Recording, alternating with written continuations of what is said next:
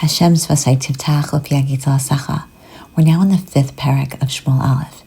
And here, now that the Plishtim have taken the Aron Elokim, they bring it to Ashdod.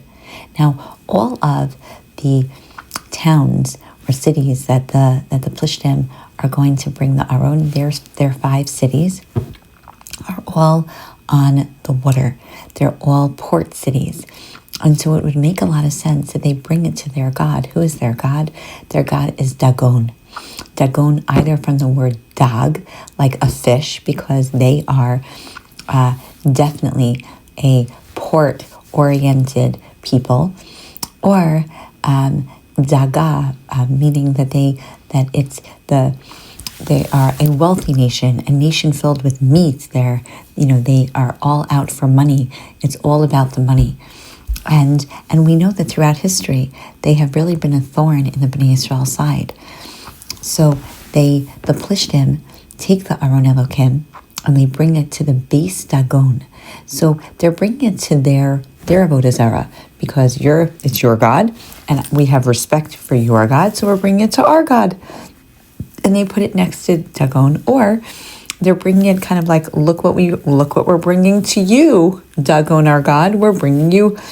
Look, we have an embarrassment for the God of the Bnei Israel, and Aron Elokim, right? There are different mitos of HaKadosh Baruch Hu, and what happens is what fluctuates in the description of the Aron. Sometimes it's called Aron Elokim, sometimes it's called Aron Hashem, because that really is the highlight of what the Plishtim, and perhaps many of the other nations, feel that HaKadosh Baruch Hu, yes, you are very powerful and you created the world, right? But you're not Hayahu V'Yihiyeh, you're not forever. You're just, you created the world and then you chose the Bnei Israel and then you left the building. So now we have their other gods, their other opportunities here. It's equal opportunity nation, and so they bring it to Dagon. And when the people from Ashdod wake up in the morning, they see that Dagon fell, in front of the Aron. And so what do?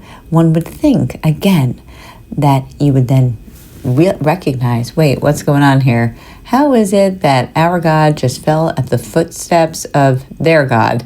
But instead, this is what happens when you're so inflexible in your thinking. And so they just literally, they pick him up and they put it back. And they just go on their merry way as though nothing really happened. They're not looking at what is the deeper message. And perhaps Shmuel, in his narration of this story, is highlighting, look how thick, like, can you believe what's going on here?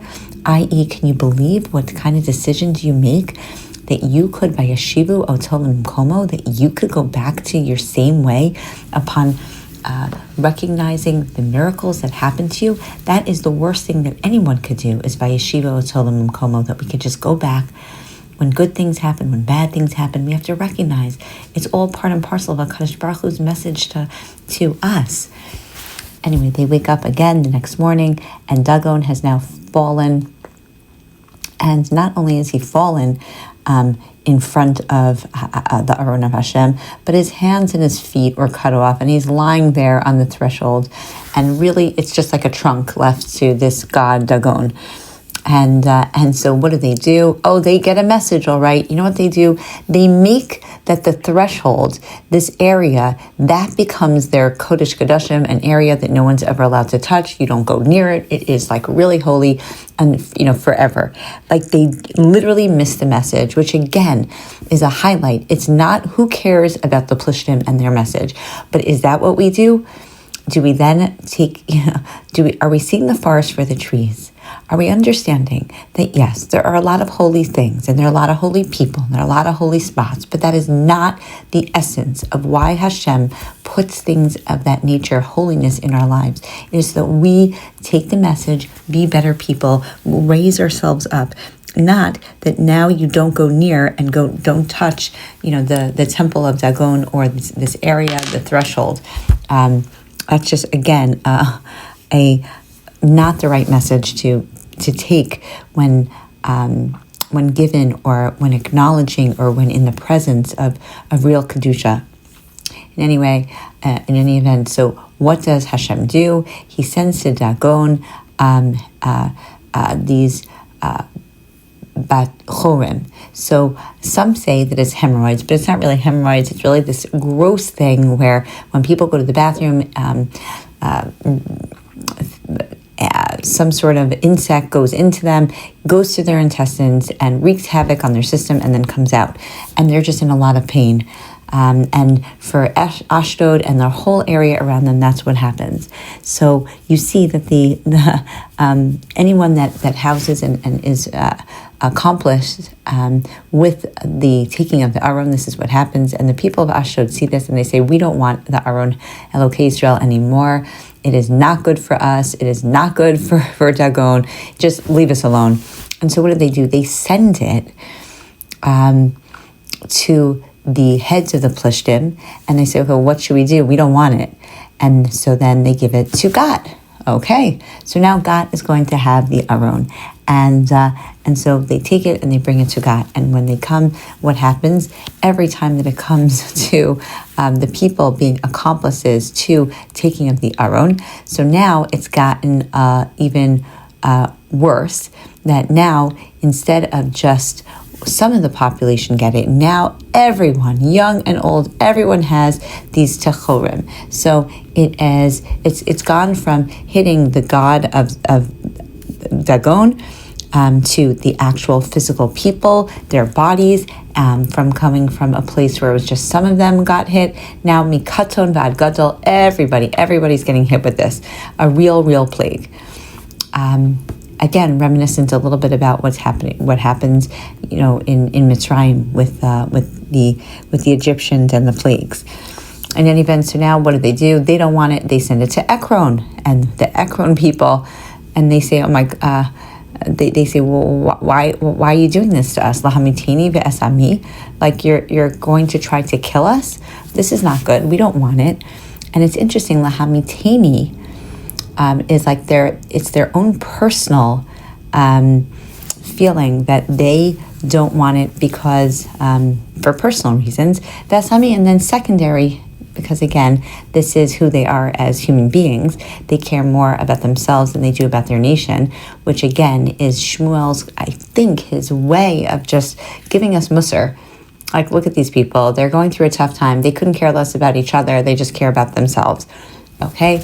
Anyway, so the Sarnei Plishtim say, okay, so now we don't want this. Like this doesn't work well.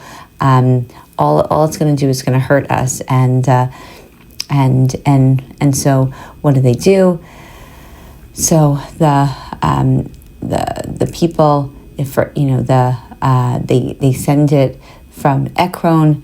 And they move it like this is not going to work for us. And they send messengers to the Sarnei Plishtim, please just get this away from us. We don't want these people, because what's happened is that there's a panic of death. Kaitamu mas mavet b'chol ha'ir kvada ma'od yad ha'elokim sham. So heavily that Hashem has really hit the people. And what happens to these people? Everyone dies. It's a huge makkah. Whoever doesn't die also get these bachtorim, and people are screaming. It was a very bad idea for them to take the Aron. They don't want the Aron. Some say that there were rats that went in and also just wreaked havoc on their systems and just on everything, which kind of reminds you of like the bubonic plague. People are just really dying, and they do, and they realize and they recognize so heavily that it is Hashem. And perhaps that's the major message. The major message is that, look, at the end of the day, even the Goyim are able to see that it was Yad of Hashem, and that if you go against Hashem, you're going to be going up against something that you can't